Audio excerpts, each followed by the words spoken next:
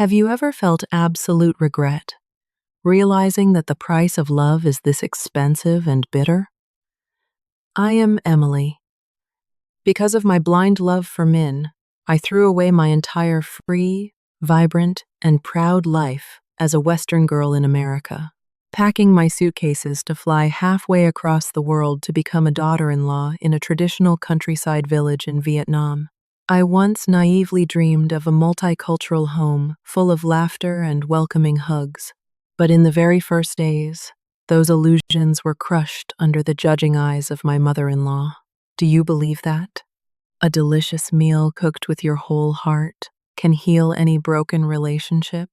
After the first humiliating night, when I was forced to scrub a mountain of foul-smelling dishes alone at the cold outdoor well, I told myself I would not break down. I was determined to use my own hometown's culinary culture to score points, to prove my value and win back some respect. From the early dawn, while the mist was still heavy, I dragged Min to the most expensive and luxurious imported supermarket in the city, simply because I was still too traumatized, too terrified of the harsh sounds and the fishy smells that pierced my brain at the traditional wet market yesterday. At the supermarket, I carefully selected the finest cuts of premium beef, fragrant blocks of French butter, and loads of fresh vegetables. I carried an innocent, almost pitiful hope in my heart that, when my mother-in-law tasted the wonderful flavors of my home, the freezing wall between us two strangers would truly be broken down. I locked myself completely in that cramped, suffocating, and sweltering kitchen for the entire morning. I poured all my soul into preparing a truly lavish, Western-style feast as a message of peace to my husband's family. I carefully watched the temperature, perfectly searing each piece of steak to a flawless medium rare, with a beautiful brown crust and a soft, juicy center. I mashed the potatoes with all my strength, making them incredibly creamy, rich with the smell of butter, milk, and roasted garlic. Then I carefully tossed a colorful salad, drizzling it with a refreshing sweet and sour dressing.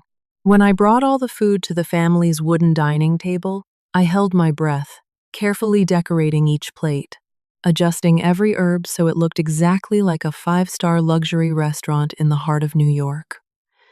My heart was pounding with pride. I stood there, my hands still smelling of smoke, my apron stained with a few drops of oil, but with the brightest smile on my lips. I leaned against the kitchen doorframe, eagerly waiting for a look of surprise, waiting for an approving nod, or just a tiny compliment from the most powerful woman in this house. But real life is always much more cruel and harsh than romantic movies on TV. When the table was set, Madame Land slowly walked up from the back of the house, pulling out a chair to sit at the table. Her face was ice cold, showing not a single trace of emotion or surprise at the massive feast. Instead of using the shiny knife and fork that I had carefully wiped and placed neatly in front of her, she pulled a pair of wooden chopsticks from the holder. She used the tips of her chopsticks to poke, flip, and examine my premium steak with deep suspicion and judgment. And then, when the tip of her chopstick slightly tore the meat, revealing the pink center that was still dripping sweet juices, she jumped back. She frowned in pure horror, her eyes widening as if I had just dared to serve her a plate of deadly poison. She slammed her chopsticks against the edge of her bowl, loudly complaining in harsh Vietnamese words. Min hurriedly translated for me with an embarrassed look, saying that she claimed eating bloody raw meat like this would give her worms and diseases, and the mashed potatoes smelled so strongly of fatty butter and milk that just sniffing it made her want to throw up. In the East, especially for older people with deep traditional mindsets like her, they only accept meat that is braised until it falls apart, or boiled until it is bone dry. This massive cultural difference was exactly like a cold, solid concrete wall, and I had just crashed my head straight into it without any warning.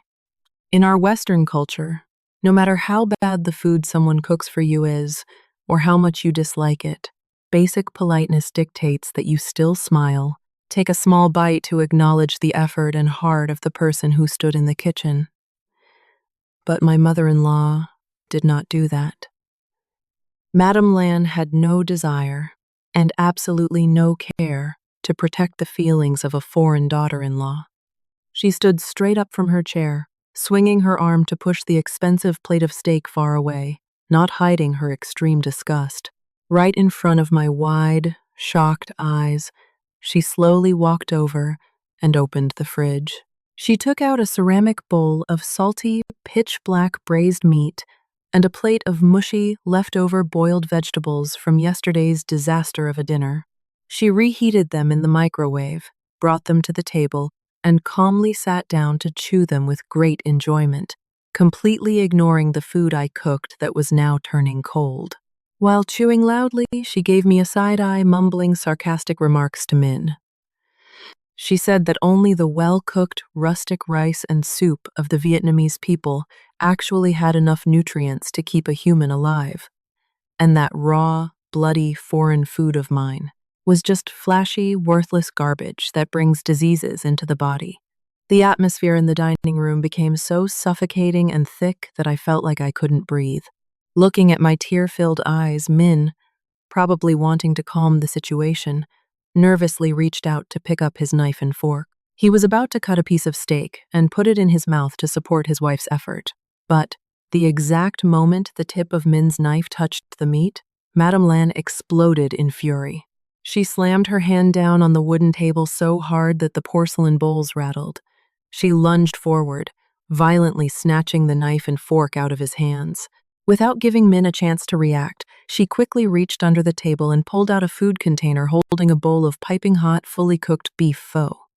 It was a bowl of pho she had secretly walked out to the alley to buy early in the morning, hiding it specifically for her precious golden son.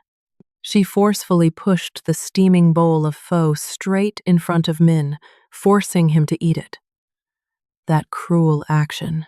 It wasn't just simply rejecting a dish she didn't like. It was a burning slap, delivered straight to my role as a wife, as the master of my own kitchen. The way she glared at me carried a very clear, bitter message.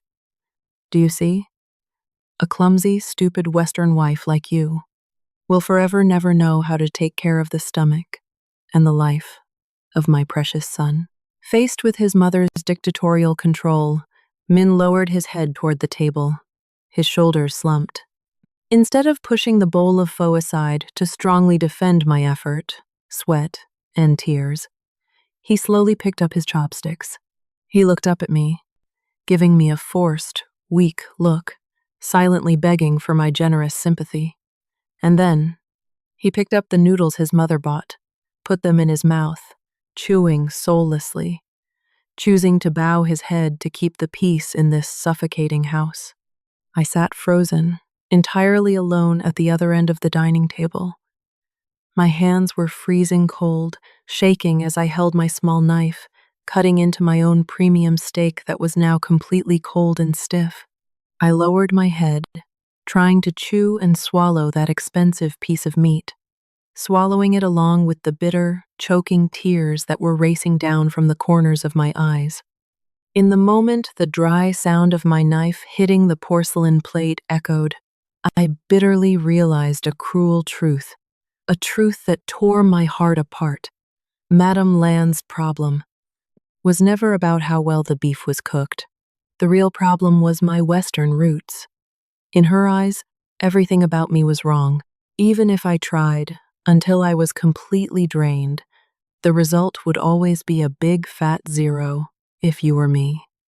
Sitting in my exact position right now, would you continue to lower yourself, draining your soul, to try and please someone who is determined to hate you to her very core?